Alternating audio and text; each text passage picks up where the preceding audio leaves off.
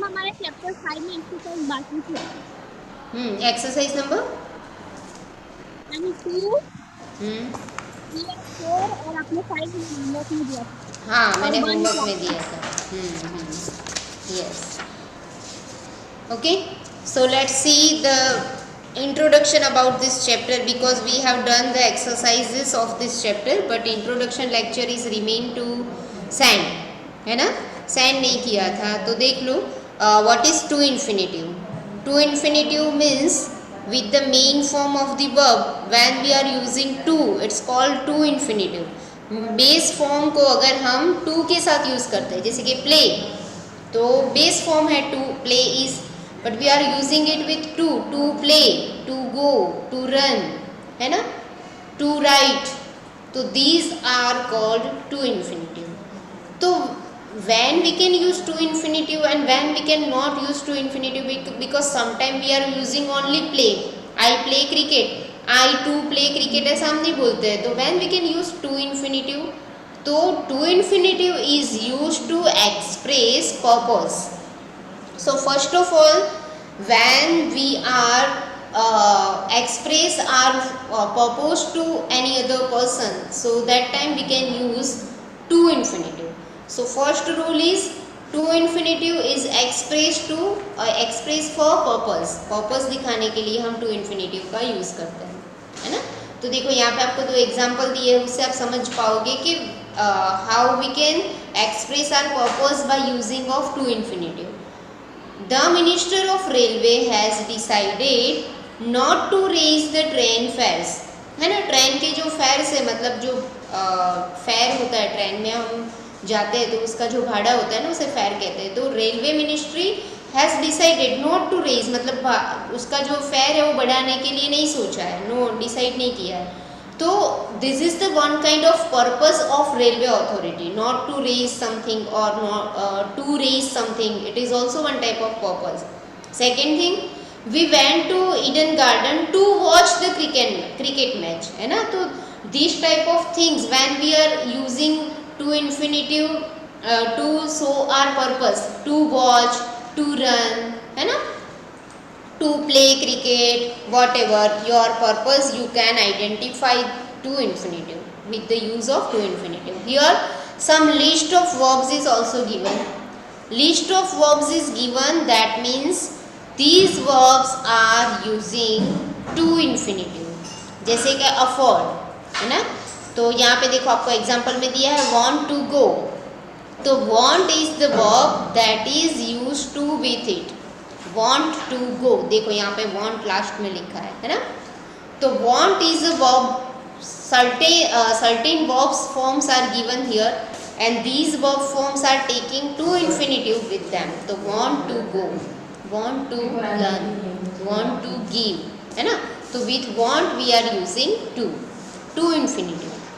Now second one, Seema agreed to meet me at the station. So here agreed, agreed is a verb form, agree, है ना. Agreed तो यहाँ पे उसका past बना के दिया है, but agree is the main base form of the verb. That means with agree we can use to infinitives, to infinitive.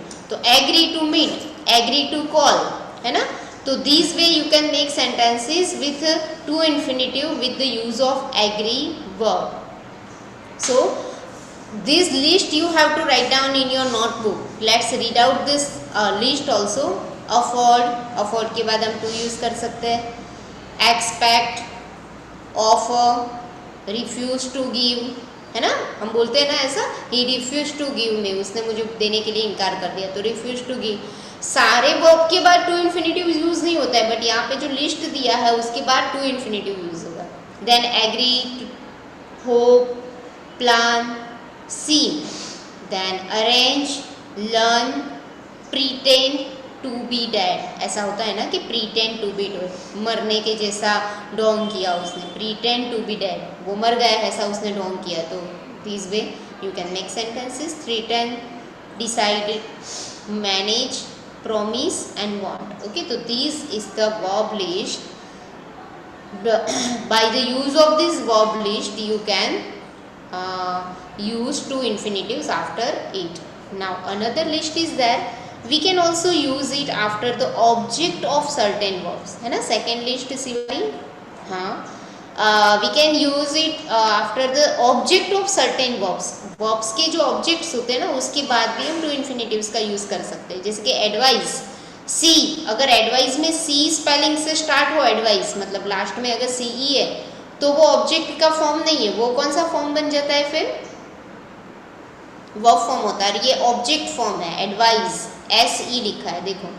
तो advise, help, persuade, tell, allow, invite, prefer and want. Another time want के बाद हमेशा to use ही होता है इसलिए. Ask, order, teach and warn. expect, like, refuse and plan. So these are the object of certain verbs, है ना. verbs के object है, इसके बाद हम टू इन्फिनेटिव यूज कर सकते हैं. जैसे कि I advise you to pay attention on exam. I advise you to give money on time, है ना. हम बोलते हैं ना ऐसा. हाँ, तो ऑब्जेक्ट ऑफ सर्टेन वर्ब्स के बाद मतलब ऑब्जेक्ट ऑफ वर्ब्स के बाद भी हम टू इन्फिनेटिव यूज कर सकते हैं और वर्ब्स के बाद भी कर सकते हैं. बट कौन से वर्ब्स के साथ होता है वो हमें लिस्ट दिया है यहाँ पे.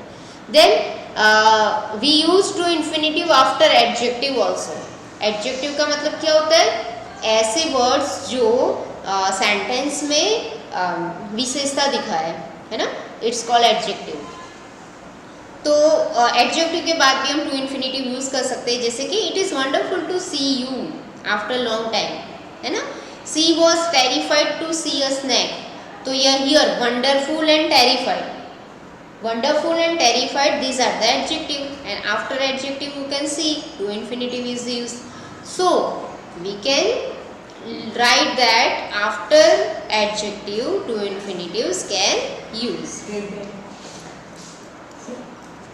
Now after question words like when, what, where and how we can use to infinitive, but not after why.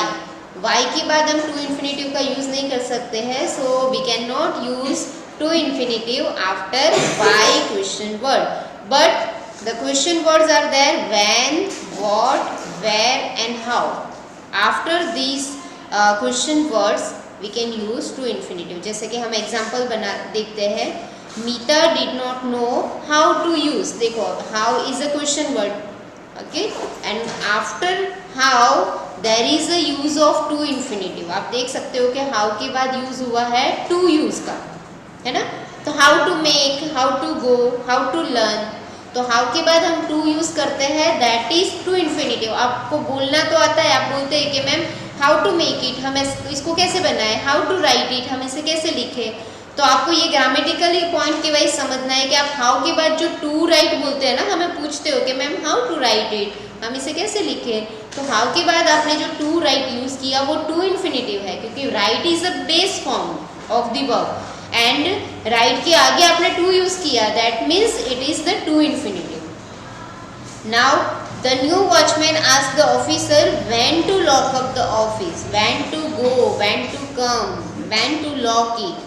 हम इसे कब बंद करना है, कब आना है. तो आप ऐसे क्वेश्चंस को पूछने के लिए भी हम व्हेन के बाद टू इन्फिनेटिव्स का यूज़ करते हैं, but we never use to infinitive after why. Why to come ऐसा हम यूज़ नहीं करते, है ना. तो आपको याद रखना है और आपको लिखना भी है कि after why the question word we are not using to infinitives. Okay. Now last one is some infinitives do not take to before them. तो कुछ ऐसे इन्फिनेटिव्स होते हैं जो उनके आगे टू का यूज़ नहीं करते हैं. उसमें आपको एग्जांपल में दिया है shout. I watch a boy to shout नहीं आएगा sentence. I watched a boy shout, चिल्लाते हुए लड़के को मैंने देखा, तो I watched the boy shout. Okay.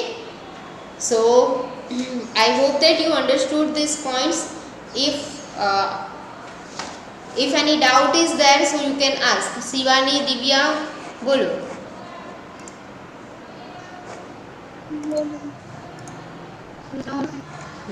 आया ना समझ में. तो चलो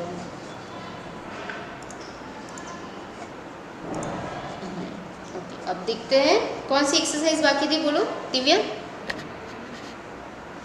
मैम चैप्टर 5. चैप्टर 5 चैप्टर 6 की कौन सी एक्सरसाइज बाकी है? चैप्टर 6 की आपने करा दी है पूरी। हाँ, all exercise we have done. हाँ, देन चैप्टर नंबर चैप्टर 5। हाँ 5। हम्म